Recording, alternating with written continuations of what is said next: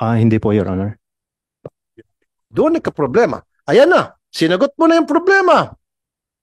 Kasi nga, yung mga mekaniko sa mga motor pool na hinahire nito mga bus company, hindi talaga mga mekaniko, mga standby lang yan na medyo may alam ng konting pagkumpuni-kumpuni, manginginom, binigyan ng trabaho, mekaniko ka na. Hindi nila alam kung paano mag-maintain ng mga bus. Thank you, Comsec. The reason why we're here today is to talk about safety and convenience of our commuters. That's why napag-isipan ko na come up with the Magna Carta for the commuters. Now, when I say commuters, I'm talking about commuters sa air, sea, and land. But recently, napansin ko maraming mga aksidenteng nagaganap sa ating mga kalye. As a matter of fact, a few days ago, may pumunta sa programa ko sa radyo na hindi naman pasahero yun, pero siya ay may-ari ng isang karinderya at binunggo ng isang bus company. And everybody knows here na I think last year, a few months ago, nag-inspect ako sa mga bus terminal para makita kung kumusta na ba yung estado ng mga buses natin in terms of safety and convenience for the passengers, and they all failed. And nagbigay ako ng guidelines, mga dapat natin gawin, pero it seemed to me na hindi nasusunod yun.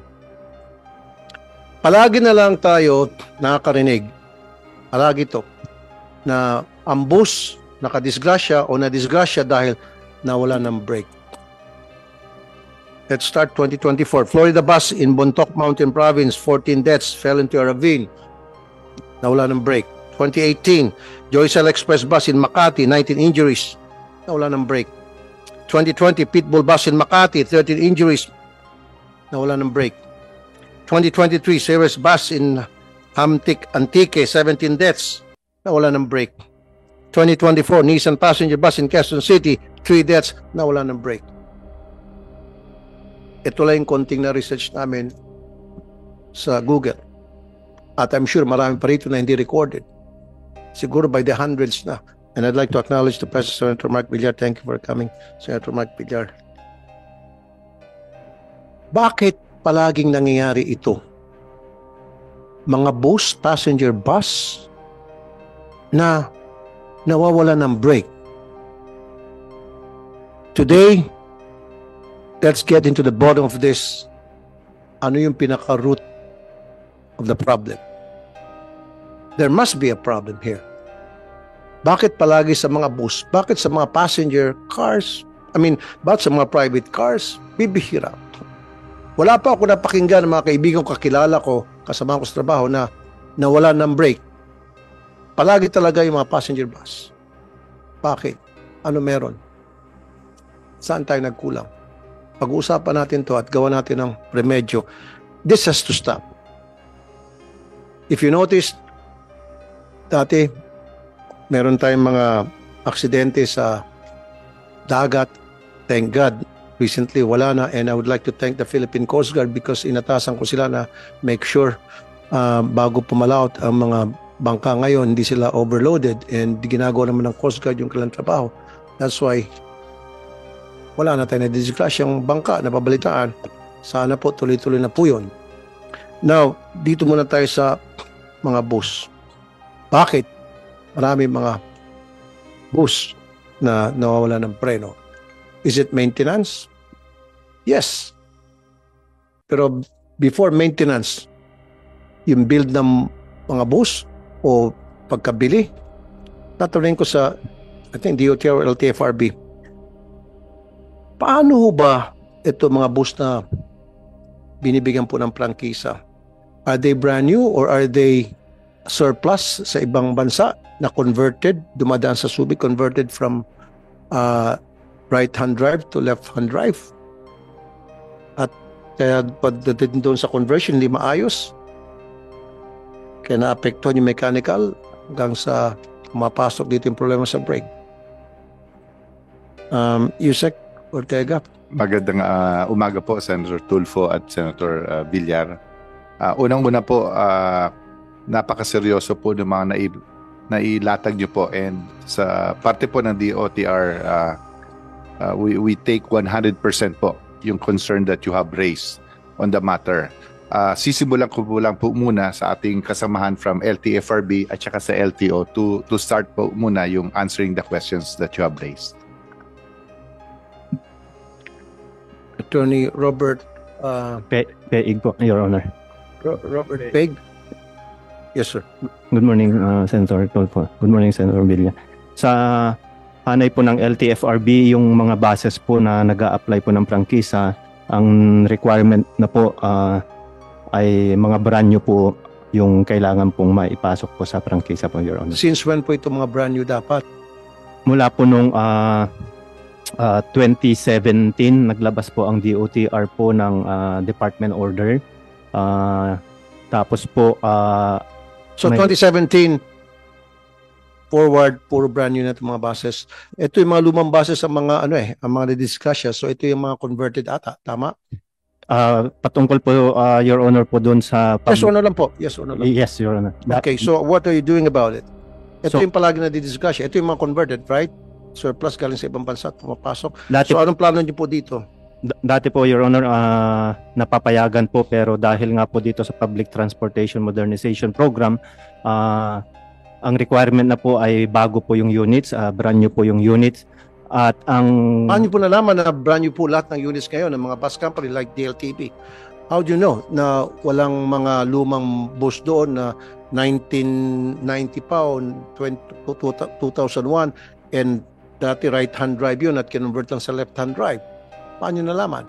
Bale po, sa hanay po ng LTFRB, Your Honor, nagdedepende po kami doon po sa year model po na nakalagay po doon sa Certificate of Registration po na ini-issue po ng LTO. So lahat ng mga units ng mga bus nila doon sa certificate of registration nakalagay kung anong year and model. So therefore, lahat ng mga buses, public buses, special papuntang probinsya, 2017 upward sila. Are you sure walang 2015 yan? Are you sure walang 2010?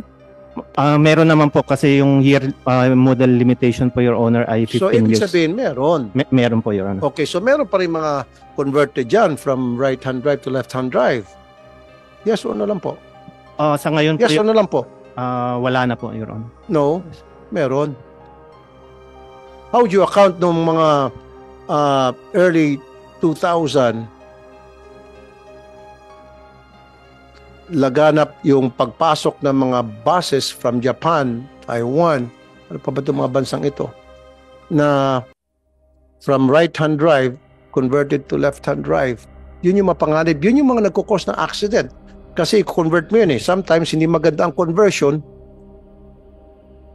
bumibigay yung mga brakes. Mechanical problems. These are all mechanical problems but mostly brakes. So dapat, yung mga converted na mga buses, pace out nyo na yon. Kasi human lives at stake here.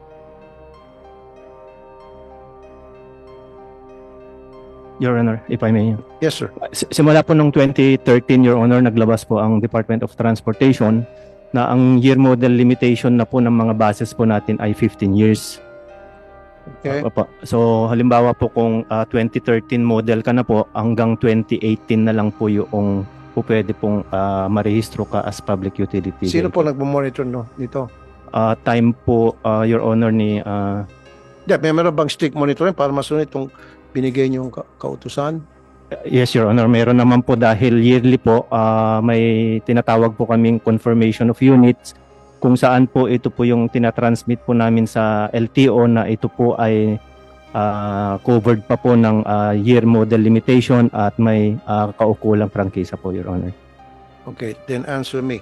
Kung ganun, bakit ito mga lumang bus? Hindi naman ito yung mga bago, mga lumang unit ng mga bus company. Palagi nagkakaroon ng mechanical problem. Ano po sa tingin yung nangyari? Ano po sa tingin yung naging problema, ang dahilan? Dapat by now nakapag-imbestiga na kayo. Dapat nakapagbigay kayo ng mga recommendation, nakapag-pass na kayo ng mga memorandum order para maiwasan itong mga aksidente ito. Sunod-sunod, every single year, meron at meron na didiscussion na boss at ang dahilan ay mechanical at nawalan ng brake. And I don't want to hear this kasi kung talagang ginagawa nyo lang po ang trabaho ninyo lahat, wala tayong mababalitaan na boss na walang brake. And I commend LTFRB and LTO na tuwing undas, full force kayo sa mga bus terminal para mag-inspect. Pero after undas, nagsisitaguan na kayo sa inyong mga lungga. So anyway, go ahead, answer the question. Sino po doon? Ano po sa tingin ninyong reason kung bakit palagi pong nagkakaroon ng problema ito mga lumang bus nawawala ng brake? Siguro po, Your Honor, yung maintenance po, kahit po na yearly po may annual registration po ang ating mga public utility vehicles at kaukulan po doon ay mayroon pong inspection po na ginagawa po ng roadworthiness ng LTO, nagkakaroon pa rin po. So, nandun po sa issue po siguro, Your Honor. I don't think so. LTO is not doing their job. Remember na nag-inspect ako? Kasama ata kayo nun, Attorney Greg, and thank you at sumama ka. DLTV, pudpud yung gulong. Pudpud, as in pudpud. At may pako pa. Totoo yun. Nakita nyo yun eh. Kung hindi ako nag-inspect, papayagan sana bumiyahe yun. Sen Mark, pudpud yung dalawang gulong, mostly pa yung goma, at meron pang pako. Yan ba in-inspect? Tapos overloaded pa. Meron pang nilagay pa talagang kahoy kasi pupunuin yung upuan tapos yung iba lalagyan pa ng kahoy para added passenger. Sana diba? Yan bang may inspection? Just imagine, punong-puno yan at medyo yung brake mahina na, disgrasya yan. Yan yung dahilan. So, ibig sabihin, wala tayong ginagawa inspection. Pudpud ang gulong. Ilan pa kaya yung mga provincial buses na bumibiyahe na pudpud ang gulong na